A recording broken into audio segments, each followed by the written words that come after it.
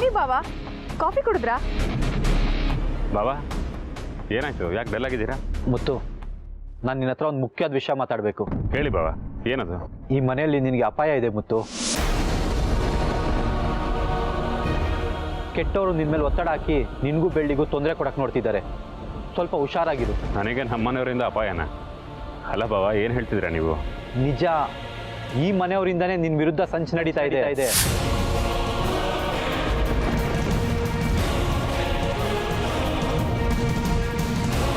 ನಿನಗೆ ಗೊತ್ತಿಲ್ಲದೇನೆ ನಿನ್ನನ್ನು ಮುಗ್ಸೋಕ್ಕೆ ಕೆಚ್ಚಾಗ್ತಿದ್ದಾರೆ. ಬಾವಾ, ಹೊರಗಿನವ್ರ ಕೈವಾಡ ಅಂದರೆ ಒಪ್ಬೋದಾಗಿತ್ತು. ನೀವು ಮನೆಯವರಿಂದನೇ ತೊಂದರೆ ಅಂತ ಹೇಳ್ತಿದ್ದೀರಲ್ಲ, ನೀವು ತಮಾಷೆ ಮಾಡ್ತಿಲ್ಲ ತಾನೇ? ಅಲ್ಲ, ಕ್ಯಾಮ್ರಾ ಏನಾದರೂ ಇಟ್ಟು ಪ್ರ್ಯಾಂಕ್ ಮಾಡ್ತಿಲ್ಲ ತಾನೇ? ನಾನು ಹೇಳಿದ್ದು ಸೀರಿಯಸ್ ಆಗಿ ತಗೊಳ್ಳಿಲ್ಲ ಅಂದರೆ ನಿನಗೂ ಬೆಳ್ಳಿಗೂ ಮಗುಗೂ 3 ಜನದ ಪ್ರಾಣಕ್ಕೂ ಅಪಾಯ ಇದೆ. ಅಲ್ಲ ಬಿಟ್ಟು ಬಾವ, ಮುತ್ತುನ ಯಾವ ವಿಷಯ ಕೊಲ್ಲಕ್ಕೆ ನೋಡ್ತಾರೆ? ನೋಡಿ, ನಾನು ಇವಾಗ ಏನು ಹೇಳೋ ಪರಿಸ್ಥಿತಿಯಲ್ಲೂ ಇಲ್ಲ. ಆದರೆ ನಾನು ಹೇಳ್ತಾ ಇರೋದು ದೇವರಾಣೆಗೂ ಸತ್ಯ. ಇಷ್ಟೇ ಹೇಳಿದ್ರಂತೆ, ನಮ್ಮನೇಲಿ ನನ್ನನ್ನು ಕೊಲ್ಲಬೇಕು ಅಂತ ನೋಡ್ತಿರೋರು ಯಾರು? ಅದನ್ನು ಹೇಳಿ ಬಾವಾ. ನಾನು ಷಣ್ಮುಗ ಐಶು ಇಲ್ಲೇ ಇದ್ದೀವಿ, ಇನ್ನು ಬೇರೆ ಯಾರಿದ್ದಾರೆ? ಯಾರೇ ಇದ್ರು ಹೇಳಿ. ಅಲ್ಲ, ಇವರಿಬ್ಬರಲ್ಲೇ ಯಾರಾದರೂ ಒಬ್ರಿದ್ದಾರಾ? ಹೇ ಚಿಚೆ, ಇವರಲ್ಲ. ಇನ್ನೂ ಬೆಳ್ಳಿಗೆ ನಾನು ಅಂದರೆ ಪ್ರಾಣ. ಅವಳು ನನ್ನನ್ನು ಕೊಲ್ಲೋದಕ್ಕೆ ನೋಡ್ತಾಳ? ನಿನ್ನನ್ನು ಬೆಳ್ಳಿನೂ ಮುಗ್ಸಕ್ಕೆ ಪ್ಲಾನ್ ಮಾಡಿದ್ದಾರೆ ಅಂದಮೇಲೆ ಬೆಳ್ಳಿ ಯಾಕೆ ಕೆಟ್ಟದ್ದು ಬಯಸಕ್ಕಾಗುತ್ತೆ? ಅಲ್ಲ, ಕೇಳಿಸ್ದವ್ರು ಏನಾದರೂ? ಅವ್ರು ನಿನ್ನನ್ನು ದೇವ್ರ ಥರ ನೋಡ್ತಾ ಇದ್ದಾರೆ ಮುತ್ತು. ಅವ್ರು ನಿನ್ನ ಕೆಟ್ಟದ್ದು ಬಯಸ್ತಾರಾ? ಮತ್ತಿನ್ಯಾರು ಬಾಬಾ? ಕೊಲ್ಲೋದಕ್ಕೆ ಕಾರಣ ಆದರೂ ಏನು? ಆಸ್ತಿ.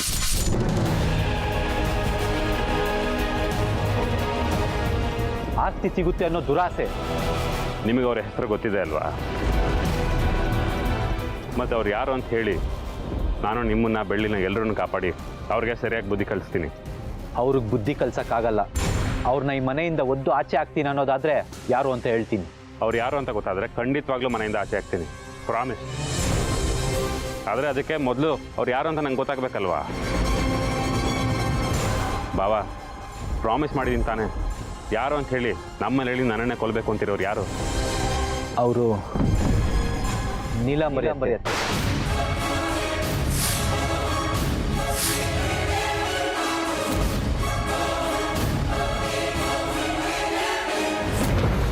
ಕರೆದ್ರಾಳಿ ಅಂದ್ರೆ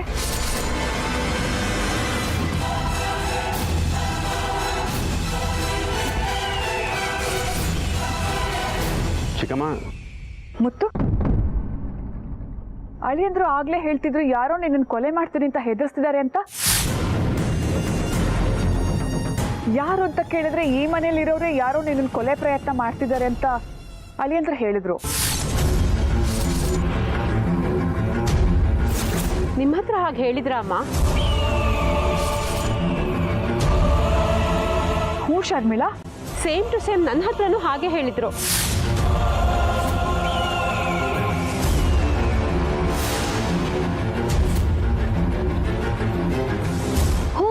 ಪಟ್ಟೋಣ ನನಗೂ ಹಾಗೆ ಹೇಳಿದ್ರು. ಅವ್ರಿಗೇನೋ ಆಗಿದೆ ಅನ್ಸುತ್ತೆ. ನನಗೂ ಪ್ರಾಣಕ್ಕೇನೋ ಅಪಾಯ ಇದೆ ಅಂತ ಹೇಳಿದ್ರು ಚಿಕ್ಕಮ್ಮ. ಮುತ್ತು, ಅಳಿಯಂದ್ರ ಯಾಕೋ ಮೆಂಟಲಿ ತುಂಬ ಡಿಸ್ಟರ್ಬ್ ಆಗಿದ್ದಾರೆ ಅಂತ ಕಾಣಿಸುತ್ತೆ. ಯಾವುದಕ್ಕೂ ಒಂದ್ಸಲ ಇವ್ರನ್ನ ಡಾಕ್ಟರ್ ಹತ್ರ ಚೆಕಪ್ ಕರ್ಕೊಂಡೋದ್ರೆ ಒಳ್ಳೇದು ಅಂತ ಅನಿಸ್ತಿದೆ. ಹಾಗೇನಿಲ್ಲ ಮುತ್ತು, ನಾನು ಚೆನ್ನಾಗೇ ಇದ್ದೀನಿ, ನನಗೇನೂ ಆಗಿಲ್ಲ. ಸುಮ್ಮನೆ ಇರ್ರಿ, ರಾತ್ರಿಯಿಂದನೂ ನೀವು ಹೀಗೆ ಆಡ್ತಿದ್ದೀರಾ. ಏನ್ ನಡೀತಿದೆ ಅನ್ನೋದೇ ಗೊತ್ತಾಗ್ತಿಲ್ಲ ನಿಮ್ಗೆ.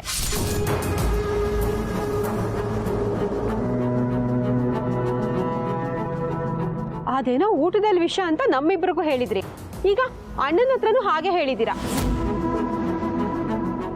ನನ್ನ ಹತ್ರನೂ ಏನೋ ಇಂಜೆಕ್ಷನ್ ಅಂತಾರೆ, ಕಿಡ್ನ್ಯಾಪ್ ಅಂತಾರೆ, ಏನೇನೋ ಗೊಣಗಾಡ್ತಾರೆ. ಅಮ್ಮ, ಇವ್ರನ್ನ ಹೀಗೆ ಬಿಟ್ರೆ ಇನ್ನೂ ಏನೇನು ಹೇಳ್ತಾರೋ ಏನೋ. ಮೊದಲು ಇವ್ರನ್ನ ಡಾಕ್ಟರ್ ಹತ್ರ ಕರ್ಕೊಂಡು ಹೋಗ್ಬೇಕು. ನಮಗೆ ಗೊತ್ತಿರೋ ಡಾಕ್ಟರ್ ಇದ್ದಾರಲ್ಲ, ಬೆಳ್ಳಿ ಟ್ರೀಟ್ಮೆಂಟ್ ಕೊಟ್ಟವರು, ಡಾಕ್ಟರ್ ಭರತ್. ಅವ್ರ ಹತ್ರ ತೋರಿಸಿದ್ರೆ ಅವ್ರು ಆದಷ್ಟು ಬೇಗ ಗುಣ ಮಾಡ್ತಾರೆ. ಅಣ್ಣ, ತಕ್ಷಣಕ್ಕೆ ಡಾಕ್ಟರ್ ಹತ್ರ ಬೇಡ. ನಾನು ಇವ್ರ ಹತ್ರ ನಿಧಾನವಾಗಿ ಮಾತಾಡಿ ಎಲ್ಲ ತಿಳಿಸಿ ಹೇಳಕ್ ನೋಡ್ತೀನಿ. ಇವ್ರಿಗೆ ಅರ್ಥ ಆಗಲಿಲ್ಲ ಅಂದರೆ ಡಾಕ್ಟರ್ ಹತ್ರ ಕರ್ಕೊಂಡು ಹೋಗೋಣ. ಸರಿ, ಹಾಗೆ ಮಾಡೋಣ. ಆದರೆ ಜಾಸ್ತಿ ಟೈಮ್ ತೊಗೊಳೋದು ಬೇಡ, ಆಮೇಲೆ ಮುಂದೆ ತುಂಬ ಕಷ್ಟಪಡಬೇಕಾಗತ್ತೆ. ಶರ್ಮಿಳಾ, ಅಳಿಯಂದ್ರನ್ನ ಒಳಗಡೆ ಕರ್ಕೊಂಡು ಹೋಗು, ಸ್ವಲ್ಪ ರೆಸ್ಟ್ ಮಾಡ್ಲಿ ಪಾಪ. ಸರಿ ಅಮ್ಮ, ಬನ್ರಿ.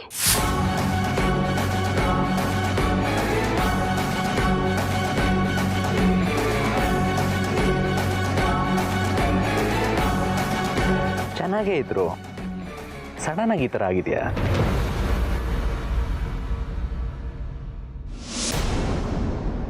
ನಿಮ್ಗೆ ಎಷ್ಟು ಕೊಬ್ಬಿದ್ರೆ ನಮ್ಮ ಪ್ಲಾನ್ ಎಲ್ಲ ತಗೊಂಡೋಗಿ ನೀವು ಮುತ್ತಣ್ಣನ ಹತ್ರ ಹೇಳ್ತೀರಾ? ನನಗೆ ಬರ್ತಿರೋ ಕೋಪಕ್ಕೆ ಇಲ್ಲೇ ನಿಮ್ಮನ್ನ ಸಾಯಿಸ್ಬೇಕು ಅನಿಸ್ತಿದೆ.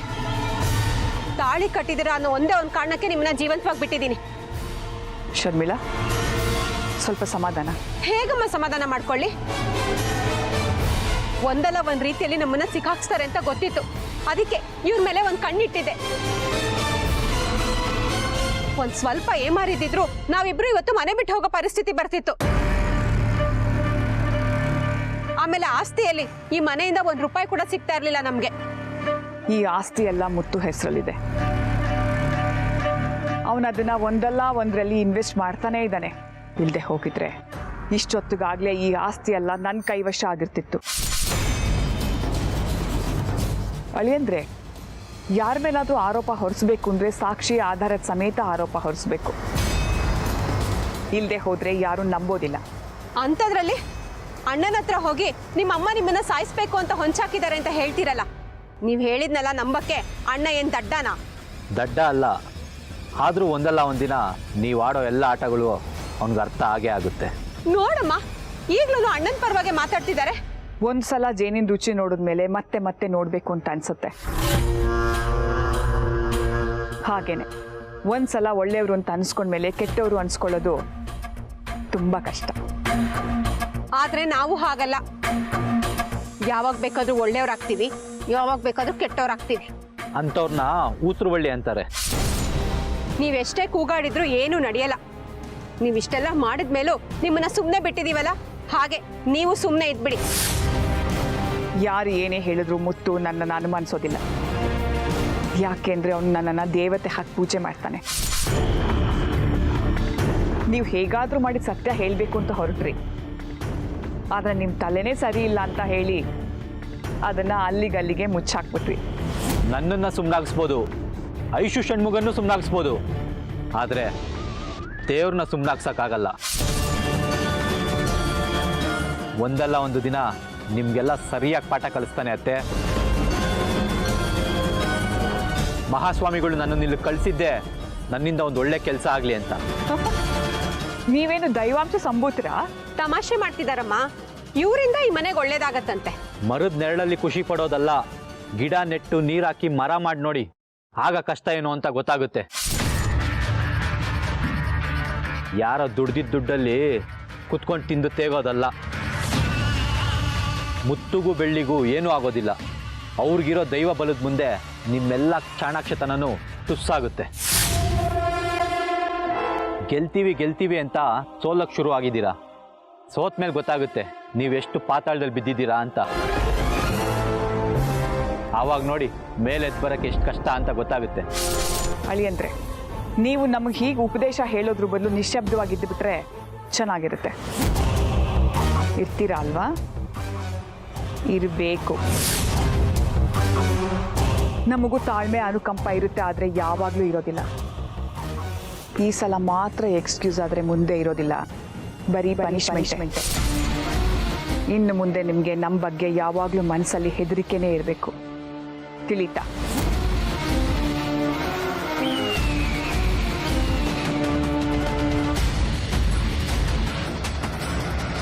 ನಿನಗೆ ಪಟ್ಟು ಬಾವ ಮಾತಾಡಿದ್ ನೋಡಿದ್ರೆ ಒಂಚೂರು ಅನುಮಾನ ಬರಲ್ವಾ? ಶರ್ಮಿಳಕ್ಕಂಗೆ ಆಸ್ತಿ ಮೇಲೆ ಆಸೆ ಜಾಸ್ತಿ. ಮನೆಯಲ್ಲೇ ಇದ್ದು ಅಣ್ಣ ಮತ್ತೆ ಅಕ್ಕಿನ ಕೊಲ್ಲಬೇಕು ಅಂತ ಪ್ಲಾನ್ ಮಾಡಿದ್ರ ಹೇಗೆ? ಅದನ್ನ ಹೇಳೋಕೆ ಬಂದಿದ್ದ ಪಟ್ಟು ಬಾವನ ಬಾಯಿ ಮುಚ್ಚಿದ್ರ ಹೇಗೆ?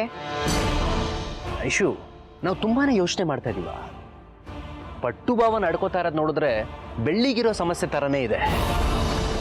ಯಾಕೆ ಆ ಟೆನ್ಷನಲ್ಲಿ ಈ ಥರ ಮಾತಾಡಿರ್ಬೋದು, ಮಾನಸಿಕವಾಗಿ ಕುಗ್ಗಿರ್ಬೋದು, ಆ ಒತ್ತಡದಲ್ಲಿ ಈ ಥರ ಎಲ್ಲ ಹೇಳಿರ್ಬೋದು. ಸುಮ್ಮನೆ ಮನೆಯವ್ರ ಬಗ್ಗೆ ಅನುಮಾನ ಪಡೋದು ಸರಿ ಇಲ್ಲ. ಇದ್ರ ಬಗ್ಗೆ ಯೋಚನೆ ಮಾಡಬೇಕು ಷಣ್ಮುಗಣ್ಣ. ನನಗೆ ಪಟ್ಟು ಬಾವ ಹೇಳ್ತಿರೋದ್ರಲ್ಲಿ ಒಂದೇ ಒಂದು ಕ್ಲೂ ಸಿಕ್ಕಿದ್ರು ಅದು ನಿಜ ಅಂತ ಅರ್ಥ. ಇನ್ನು ಸ್ವಲ್ಪ ದಿನ ಆದರೂ ಯಾವುದೇ ಕ್ಲೂ ಸಿಗ್ಲಿಲ್ಲ ಅಂದರೂ ಪಟ್ಟು ಬಾಬಾ ಮಾನಸಿಕವಾಗಿ ಕುಗ್ಗಿದ್ದಾರೆ ಅಂತ ಅರ್ಥ. ಅಲ್ಲಿವರೆಗೂ ಅಷ್ಟೊಂದು ಮಾತಾಡ್ತಿದ್ದ ಬಾಬಾ ಸಡನ್ನಾಗಿ ಅಕ್ಕ ಮತ್ತು ಅಮ್ಮ ಬಂದ ತಕ್ಷಣ ಸೈಲೆಂಟ್ ಆಗೋದ್ರು. ಶರ್ಮಿಳಕ್ಕ ಬೇರೆ ಅವ್ರನ್ನ ಗದ್ರಸರ ಕಾಣಿಸ್ತಿದ್ರು. ಎಲ್ಲದನ್ನೂ ಕೌಂಟಲ್ಲಿ ಇಟ್ಕೊಳ್ಳೋಣ, ಆದರೆ ಸಾಕ್ಷಿ ಆಧಾರ ಇಲ್ಲದೆ ಯಾರ ಮೇಲೂ ಆರೋಪ ಹೊರಿಸೋದಾಗಲ್ಲ. ಅದು ಮನೆಯವ್ರ ಮೇಲೆ ಈ ಥರ ತಪ್ಪಾಗಿ ಹೇಳಿದ್ರೆ ದೊಡ್ಡ ದೊಡ್ಡ ಗಲಾಟೆಗಳೇ ಆಗ್ಬಿಡುತ್ತೆ. ಇದನ್ನೆಲ್ಲ ಅಮ್ಮನೇ ಮಾಡ್ತಿದ್ದಾರೆ ಅಂತ ಅನ್ಕೊಳ್ಳಿ, ಆದರೂ ಮುತ್ತಣ್ಣ ನಂಬೋದಿಲ್ಲ. ಅದಕ್ಕೆ ನೋಡೋಣ, ಯಾವುದಕ್ಕೂ ಫೈನಲ್ ಡಿಸಿಷನ್ ಬರೋದು ಬೇಡ. ಕೇಳಿದ್ದು ಸುಳ್ಳಾಗಿರ್ಬೋದು, ನೋಡಿದ್ದು ಸುಳ್ಳಾಗಿರ್ಬೋದು ಅಂತ ದೊಡ್ಡವ್ರು ಹೇಳಿಲ್ವಾ? ಕಾಯನ ಸಮಯ ಬರೋವರೆಗೂ ಕಾಯನ, ಅವಾಗ ಯಾವುದು ನಿಜ ಯಾವುದು ಸುಳ್ಳು ಅಂತ ಗೊತ್ತಾಗುತ್ತೆ. ಅಲ್ಲಿವರೆಗೂ ಮನೆಯವ್ರ ಮೇಲೆ ಒಂದು ಕಣ್ಣಿಟ್ಟಿರ್ತೀನಿ. ನಾನು ಮುತ್ತುನ ಬೆಳ್ಳಿನ ಎಷ್ಟು ಕಾಪಾಡಬೇಕು ಅಷ್ಟು ಕಾಪಾಡ್ತೀನಿ, ಸೇಫ್ ಮಾಡ್ತೀನಿ. ಸದ್ಯಕ್ಕೆ ನನ್ನ ಪಟ್ಟು ಭಾವ ಹತ್ರ ನೇರವಾಗಿ ಮಾತಾಡ್ತೀನಿ. ಅವಾಗ ರಿಯಲ್ ಫ್ಯಾಕ್ಟ್ ಏನು ಅಂತ ಗೊತ್ತಾಗುತ್ತೆ. ಅವಾಗ ಒಂದು ಕನ್ಕ್ಲೂಷನ್ಗೆ ಬರ್ಬೋದು ನಾವು. ಸರಿನಾ?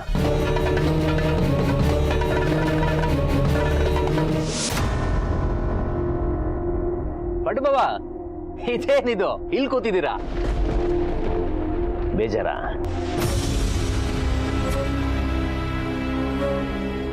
ಪಟ್ಟು ಬಾವ, ನಿಮ್ಮ ಬಗ್ಗೆ ನನಗೆ ತುಂಬ ಚೆನ್ನಾಗಿ ಗೊತ್ತು. ನೀವು ಮನಸ್ಸಲ್ಲೊಂದು ಆಚೆ ಒಂದು ಮಾತಾಡೋರಲ್ಲ, ಮನಸ್ಸಲ್ಲೊಂದು ಕಪಟನೂ ಇಲ್ಲ. ಮುತ್ತು ಹತ್ರ ಏನೋ ಹೇಳಕ್ ಬಂದ್ರಿ, ಅರ್ಧದಲ್ಲೇ ನಿಲ್ಸಿದ್ರಿ. ಏನದು? ಅಲ್ಲ, ಆಸ್ತಿಗೋಸ್ಕರ ಮುತ್ತುನ ಕೊಲ್ಲಬೇಕು ಅಂತ ಇರೋರು ಯಾರು? ಈ ಮನೇಲೇ ಇದ್ಕೊಂಡು ಈ ಮನೇಲೇ ಪ್ಲಾನ್ ಮಾಡಿ ಬೆಳ್ಳಿನ ಮುತ್ತುನ ಮುಗಿಸ್ಬೇಕು ಅಂತ ಇರೋರು ಯಾರು? ಪಟ್ಟು ಬಾವ, ಮುತ್ತು ಹತ್ರ ಏನೋ ಹೇಳಕ್ ಬಂದ್ರಿ, ನಿಲ್ಸಿದ್ರಿ. ಮುತ್ತುನೇ ಹೋಗಿ ಪಟ್ಟು ಬಾವನ ಹತ್ರ ಕೇಳ್ಕೊಬ ಅಂತ ಹೇಳ್ದ. ನಿಜವಾಗ್ಲೂ ಪಟ್ಟು ಬಾವ, ಮುತ್ತು ಹೇಳಿಲ್ಲ ಅಂದ್ರೆ ನಾನು ಇಲ್ಲಿವರೆಗೂ ಬರ್ತಿದ್ನಾ ಹೇಳಿ? ನಾನು ಹೇಳೋ ವಿಷಯ ನಿಜ ಆದರೂ ಯಾರೂ ನಂಬೋದಿಲ್ಲ. ಅದಕ್ಕೆ ಅದನ್ನು ನನಗೆ ಯಾವ ರೀತಿ ಹೇಳಬೇಕು ಅನ್ನೋದೇ ನನಗೆ ಗೊತ್ತಾಗ್ತಿಲ್ಲ. ಪಟ್ಟು ಬಾವ, ನಾನು ನಂಬ್ತೀನಿ, 100% ನಂಬ್ತೀನಿ. ನನ್ನ ಹತ್ರ ಏನು ಅಂತ ಹೇಳಿ. ಮುತ್ತುನ ಬೆಳ್ಳಿನ ಕೊಲ್ಲಕ್ಕೆ ನೋಡ್ತಾ ಇರೋರು ಈ ಮನೆಯವರೇ ಅನ್ನೋದು 100ಕ್ಕೆ 100ರಷ್ಟು ನಿಜ. ಅವ್ರು ಬೇರೆ ಯಾರೂ ಅಲ್ಲ, ನನ್ನ ಹೆಂಡತಿ ಶರ್ಮಿಳಾ ಮತ್ತೆ ನೀಲಾಂಬರಿ ಅತ್ತೆ.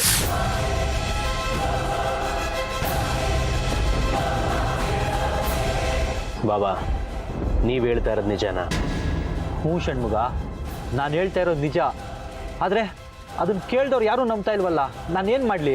ಮುತ್ತು ಇಷ್ಟು ದಿನ ಯಾರನ್ನ ದೇವರು ಅಂತ ನಂಬ್ಕೊಂಡಿದ್ನೋ ಅವ್ರನ್ನೇ ಕೊಲೆಗಾರರು ಅಂತ ಹೇಳ್ತಿದ್ರ. ಇದನ್ನ ನನ್ನ ಕೈಲೇ ನಂಬಕ್ಕಾಗ್ತಿಲ್ಲ, ನನ್ನ ಮನಸ್ಸು ಒಪ್ಕೋತಾನೆ ಇಲ್ಲ. ನೀನೇ ಈ ಥರ ಮಾತಾಡಿದ್ರೆ ಇನ್ನು ಮುತ್ತು ಯಾವ ಥರ ರಿಯಾಕ್ಟ್ ಮಾಡ್ಬೋದು ನೀನು ಯೋಚನೆ ಮಾಡು. ಅತ್ತೇನು ಮತ್ತು ಶರ್ಮಿಳಾ ಈ ಮನೆಯವ್ರ ನಂಬಿಕೆ ಉಳಿಸ್ಕೊಂಡು ಈ ಥರ ಗೇಮ್ ಮಾಡ್ತಿದ್ದಾರೆ. ಯಾರಿಗೇನಾದರೂ ಅವ್ರಿಗೆ ಯೋಚನೆ ಇಲ್ಲ, ಅವ್ರಿಗೆ ಆಸ್ತಿ ಸಿಗಬೇಕು ಅಷ್ಟೇ. ಏನೋ ದೊಡ್ಡದಾಗಿ ಬದುಕಬೇಕು, ಅಧಿಕಾರ ಪಡಿಬೇಕು ಅನ್ನೋ ದುರಾಸೆ ಅವ್ರಿಗೆ. ನನಗೆ ಯಾವ ರೋಗನೂ ಇಲ್ಲ, ನಾನು ಚೆನ್ನಾಗೇ ಇದ್ದೀನಿ. ಅವ್ರ ಮಾತು ಕೇಳ್ತಿಲ್ಲ ಅಂತ ನನಗೆ ಹುಚ್ಚುನ್ ಪಟ್ಟ ಕಟ್ಟಿದ್ದಾರೆ.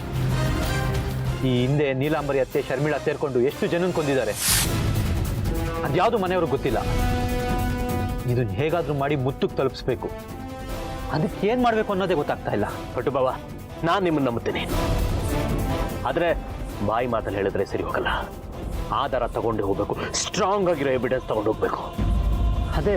ಅದು ಹೇಗೆ ಹುಡುಕೋದು ಆಧಾರನ ಅಂತ? ಪಟ್ಟು ಬಾವ, ನೀವು ಮನಸ್ಸು ಮಾಡಿದ್ರೆ ಎಲ್ಲ ಸಿಗುತ್ತೆ.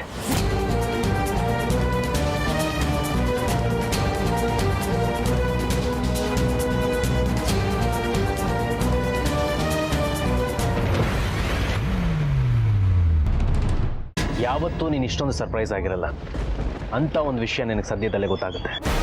ಏನು ಸಡನ್ನಾಗಿ ಈ ಥರ ಹೇಳ್ತಿದ್ಯಾ? ನಾನು ಈ ವಿಷಯ ಈಗಲೇ ಹೇಳ್ಬೋದು, ಆದರೆ ಅದಕ್ಕೊಂದು ಆಧಾರ ಇಲ್ಲದೆ ಮಾತಾಡೋದು ಸರಿ ಬರಲ್ಲ. ನಾನು ಹೇಳಿದ್ರು ನೀನು ಕೇಳಲ್ಲ, ಅದಕ್ಕೆ ಎಲ್ಲದನ್ನೂ ರೆಡಿ ಮಾಡಿಕೊಂಡು ಮಾತಾಡೋಣ ಅಂತಿದ್ದೀನಿ. ಅದೇನಂತ ನೇರವಾಗಿ ಹೇಳ್ತೀಯಾ? ನಿನ್ನ ಬೆಳ್ಳಿನ ಕೊಲ್ಲಕ್ಕೆ ಒಂದಿಷ್ಟು ಜನ ರೆಡಿಯಾಗಿದ್ದಾರೆ. ಆ ಮಾತನ್ನು ನೀನು ನಂಬ್ತಿದ್ಯಾ? ಅವ್ರು ಯಾರು ಅನ್ನೋದು ನನಗೆ ಗೊತ್ತಾಗಿದೆ. ಯಾರು ಅಂತ ಗೊತ್ತಾಗಿದ್ಯಾ? ಯಾರದು? ನಾನು ಹೇಳ್ತಿಲ್ವಾ, ನಿನ್ನ ಲೈಫಲ್ಲಿ ಇಂಥ ಒಂದು ದೊಡ್ಡ ಶಾಕ್ ಆಗಿರಲ್ಲ, ಅಂಥ ಒಂದು ದೊಡ್ಡ ಸುನಾಮಿ ಬಂದು ಅಪ್ಪಳಿಸೋದಿದೆ. ಎಲ್ಲದಕ್ಕೂ ರೆಡಿಯಾಗಿರೋ. ನೀನೀಗಾಗಲೇ ಭಯ ಆಗೋ ಥರ ಮಾತಾಡ್ತಿದ್ಯಾ? ನಾಳೆ ಪೌರ್ಣಮಿ ದಿನ ಮಹಾಸ್ವಾಮಿಗಳು ಕೊಟ್ಟಿರೋ ಲೆಟರ್ನ ಓಪನ್ ಮಾಡಿ ಓದೋಕ್ಕಿದೆ. ಹಾಂ, ಓದ್ಬೇಕು ಕಣೋ. ಆದರೆ ಈಗ ನೀನು ಹೇಳಿರೋದು ನನಗೆ ಟೆನ್ಷನ್ ಆಗ್ತಿದೆ. ಮೊದಲು ನಾವು ಬೆಳ್ಳಿನ ಕಾಪಾಡ್ಕೋಬೇಕು. ಈಗ ಹೆರಿಗೆ ಸಮಯ ಬೇರೆ. ಮಗು ಆದರೆ ಸರಿ, ಇಲ್ಲಾಂದರೆ ಬೆಳ್ಳಿ ತುಂಬ ಅಪ್ಸೆಟ್ ಆಗಿಬಿಡ್ತಾಳೆ. ಅವಳನ್ನ ಮತ್ತೆ ನಾವು ಗುಣ ಮಾಡೋದಕ್ಕೆ ಆಗೋದೇ ಇಲ್ಲ. ಅದಕ್ಕೆ ನಾವು ಅವಕಾಶ ಕೊಡೋದು ಬೇಡ ಅಂತಾನೆ ಬೆಳ್ಳಿನ ಸೇಫ್ ಆಗಿರೋ ಜಾಗದಲ್ಲಿ ಹೆರಿಗೆ ಮಾಡ್ಸೋಣ. ಅಲ್ಲಿ 24 ಗಂಟೆ ನರ್ಸ್ ಇರ್ತಾರೆ, ಡಾಕ್ಟರ್ ಇರ್ತಾರೆ. ಬೆಳ್ಳಿ ಹತ್ರ ಯಾರನ್ನೂ ಸುಳಿಯಕ್ ಬಿಡಲ್ಲ. ಅಂತ ಸೇಫ್ ಆಗಿರೋಂಥ ಜಾಗ ಎಲ್ಲಿದೆಯೋ? ಮತ್ತು ನನ್ನ ಮೇಲೆ ನಂಬಿಕೆ ಇದೆ ಅಲ್ವಾ? ಖಂಡಿತವಾಗ್ಲೂ ಇದೆ. ಇಷ್ಟು ಸಾಕು. ಬೆಳ್ಳಿನ ಸೇಫ್ ಆಗಿರೋ ಜಾಗದಲ್ಲಿ ಹೇಗಿಡೋದು ಅಂತ ನಾನು ವ್ಯವಸ್ಥೆ ಮಾಡಿದ್ದೀನಿ. ಅಲ್ಲಿ ನಾನು ನೀನು ಅವಾಗವಾಗ ಹೋಗಿ ನೋಡ್ಕೊಂಬರೋಣ. ಮತ್ತು ನಮ್ಮನ್ನು ಕೊಲ್ಲೋದಕ್ಕೆ ಯಾರೋ ನೋಡ್ತಿದ್ದಾರೆ ಅಂತ ಹೇಳಿದೆ. ಬೆಳ್ಳಿನ ಆ ಜಾಗದಲ್ಲಿ ಬಿಟ್ಟರೆ ಸರಿಯಾಗುತ್ತೇನೋ? ಬೆಳ್ಳಿ ಜೊತೆ ನಾವು ಇರಬೇಕು ಅಂತ ಅನ್ಸಲ್ವಾ ಅವಳಿಗೆ? ಅನ್ಸುತ್ತೆ, ಖಂಡಿತ ಅನ್ಸುತ್ತೆ. ನಾವು ಬೆಳ್ಳಿ ಜೊತೆ ಇರಬೇಕು, ಬೆಳ್ಳಿಗೆ ನಾವು ಜೊತೆಗಿರ್ಬೇಕು ಅಂತ ಅನ್ಸುತ್ತೆ. ಆದರೆ ಇದು ಸಮಯ ಅಲ್ಲ. ಇದಕ್ಕೆಲ್ಲ ಫುಲ್ ಸ್ಟಾಪ್ ಇಡೋ ಟೈಮ್ ಬಂದೇ ಬರುತ್ತೆ. ಅಲ್ಲಿವರೆಗೂ ಕಾಯಬೇಕು. ನೀನು ಮಹಾಸ್ವಾಮಿಗಳು ಕೊಟ್ಟಿರೋ ಲೆಟರ್ನ ಓದಿ ಅದೇ ರೀತಿ ನಡ್ಕೋಬೇಕು ಅಂತ ಅನ್ಸುತ್ತೆ. ಹಾಗೆ ಮಾಡು. ಇದರಿಂದ ಯಾರಿರು ಈ ಆಸ್ತಿ ಒಡೆಯಕ್ಕೆ ಸಂಚಾಕಿರೋದು ಯಾರು ಅಂತ ಸಾಕ್ಷಿ ಸಮೇತ ನಿರೂಪಿಸ್ತೀನಿ. ಏನೋ ಇದು ಸಡನ್ ಆಗಿ ಈ ಥರ ಹೇಳ್ತಿದ್ಯಾ? ಹಾಗೆ ಮತ್ತು ಕೆಲವೊಂದು ವಿಚಾರದಲ್ಲಿ ನೀನು ರೆಬಲ್ ಆಗಿ ಇರಬೇಕು. ಯಾರ ಮುಖ ನೋಡದೆ, ದಯಾ ದಾಕ್ಷಿಣ್ಯ ನೋಡದೆ ಮುನ್ನುಗ್ಗಬೇಕು. ಇಲ್ಲ ಅಂದ್ರೆ ಬೆಳ್ಳಿ ಮಗು ನಿನ್ನ ಪ್ರಾಣನೂ ಕಳ್ಕೋಬೇಕಾಗತ್ತೆ. ನೀನೆಲ್ಲರನ್ನು ಸುಲಭವಾಗಿ ನಂಬ್ತೀಯ. ಅದಕ್ಕೆ ನೀವೆಲ್ಲರನ್ನು ನಾನು ಸೇಫ್ ಮಾಡ್ತೀನಿ. ಸೇಫ್ ಮಾಡಲೇಬೇಕು. ಇದಿನ್ನೂ ಎಷ್ಟು ದಿನ ನಡೆಯುತ್ತಾ? ಇನ್ನು 3 ದಿನ, 3 ಡೇಸ್ ಎಲ್ಲ ನಾರ್ಮಲ್ ಸ್ಟೇಜಿಗೆ ಬರುತ್ತೆ. ಆ ಆಘಾತಕಾರಿ ವಿಷಯ ಹೊರಗಡೆ ಬಂದಿದ ತಕ್ಷಣ ಎಲ್ಲ ವಿಷಯ ಗೊತ್ತಾಗುತ್ತೆ. 2 ವಿಷಯ ನಡೆಯೋದು. ಒಂದು, ಅವ್ರು ನಿನ್ನ ವಿರುದ್ಧ ನಿಲ್ತಾರೆ, ಇಲ್ಲ ನಿನ್ನ ಕಾಲಿಗೆ ಬಿದ್ದು ಕ್ಷಮೆ ಕೇಳ್ತಾರೆ. ನನಗೆ ಯಾರನ್ನು ಕಳ್ಕೊಳ್ಳೋದಕ್ಕೆ ಇಷ್ಟ ಇಲ್ಲ ಕಣೋ. ಒಂದು ವೇಳೆ ಅವ್ರು ನನ್ನ ಹತ್ರ ಬಂದು ಕ್ಷಮೆ ಕೇಳಿದ್ರೆ ನಾನು ಕ್ಷಮಿಸ್ಬಿಡ್ತೀನಿ. ನನ್ನ ಕೊಟ್ಟಿನಲ್ಲಿ ಬೆಳ್ಳಿ ಮಗು ನಮ್ಮ ಮನೆಯವರು ಸೇಫ್ ಆಗಿರಬೇಕು ಅಷ್ಟೇ.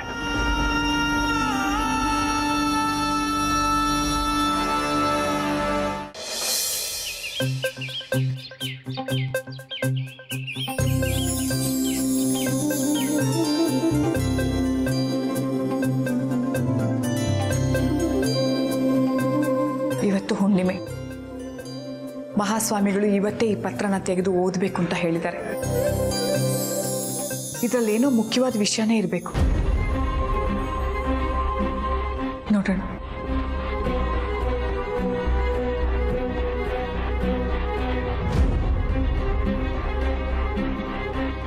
ಮಹಾಸ್ವಾಮಿಗಳ ಆಶೀರ್ವಾದದೊಂದಿಗೆ ಮತ್ತು ನಿನ್ನ ಜೀವನದಲ್ಲಿ ಸಾಕಷ್ಟು ಕಷ್ಟಗಳನ್ನ ನೋಡಿ ಎಲ್ಲವನ್ನು ಎದುರಿಸಿ ತುಂಬ ತೊಂದರೆಗಳನ್ನ ದಾಟ್ಕೊಂಡು ಬಂದಿದೆಯಾ. ನಿನಗೆ ಎಲ್ಲವೂ ಒಳ್ಳೆಯದೇ ಆಗಲಿದೆ. ನೀನು ಇಷ್ಟು ದಿನ ಕಾಯ್ತಿದ್ದ ನಿನ್ನ ಮಗು ಜನ್ಮವಾಗುವುದು.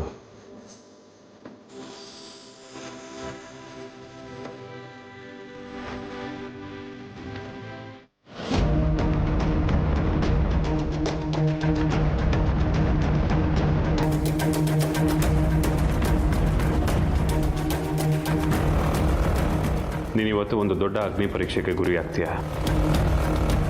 ನೀನು ಯಾರನ್ನ ದೇವರು ಅಂದ್ಕೊಂಡಿದ್ಯಾ, ಆ ಎಲ್ಲ ಸತ್ಯ ಸುಳ್ಳುಗಳು ನಿನಗೆ ಇವತ್ತು ತಿಳಿಯುತ್ತದೆ.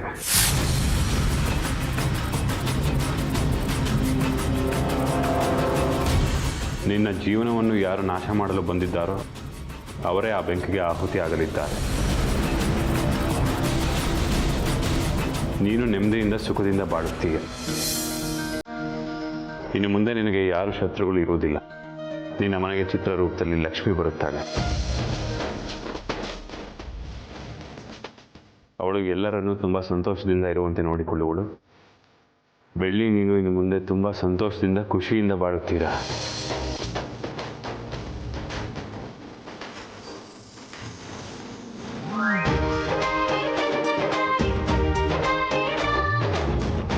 ಪೌರ್ಣಮಿ ದಿನ ನೀನು ಒಂದು ದೊಡ್ಡ ಆಘಾತ ಅನುಭವಿಸ್ತೀಯ. ನಿನ್ನ ಮನಸ್ಸಲ್ಲಿ ಅಲ್ಲೋಲ ಕಲ್ಲೋಲವಾಗುತ್ತದೆ.